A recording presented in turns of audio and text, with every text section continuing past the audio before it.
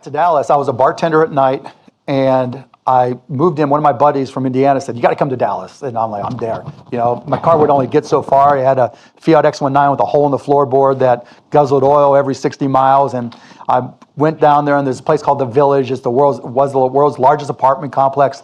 We had 6 guys in a 3-bedroom apartment. I didn't have my own room. I didn't have my own drawer. I didn't have my closet. I had a pile, and I had one ratty towel that I stole from Motel 6. And that was it. And so I was looking for my career, got a job at a software store. And I was, didn't have a tech background, so I was teaching myself all this. Because the way I look at tech is somebody invents it, and everybody else is tied for second place in the ability to learn it. And if I work harder and faster to really dive in, even if it means reading the manual, just diving in, then I can get a head start. How old were you during I was 24. And so sleeping on the floor, working in a software company, learning, getting better at what I was doing. And then one day, because I was dying to get out of that rat hole that I lived in, I had a chance to go out and close a sale that would have got me a $1,500 commission.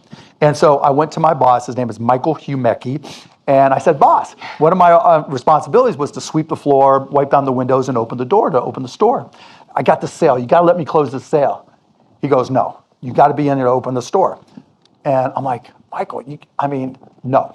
So I made the executive decision to go out, pick up the check, thinking if I hand this guy a $15,000 check, of course he's going to change his mind.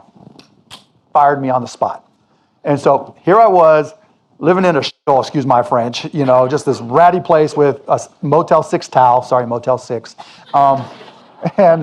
and really didn't know how I was going to get out. But I decided, okay, I'm a lousy employee. I went to one of the companies that I'd been talking to, Architectural Lighting, and I said, "Look, I need $500 to be able to buy the software you want, and I promise you that even if it doesn't work, I will wash your car, I will walk your dog, I don't care what it is, I will do whatever it takes to make it up to you." And they gave me the $500, and that allowed me to create Micro Solutions. And 6 months later, I was out of the rat hole, and my company turned into a real company, and that's the one I sold for $6 million when I was 29, 30 years old.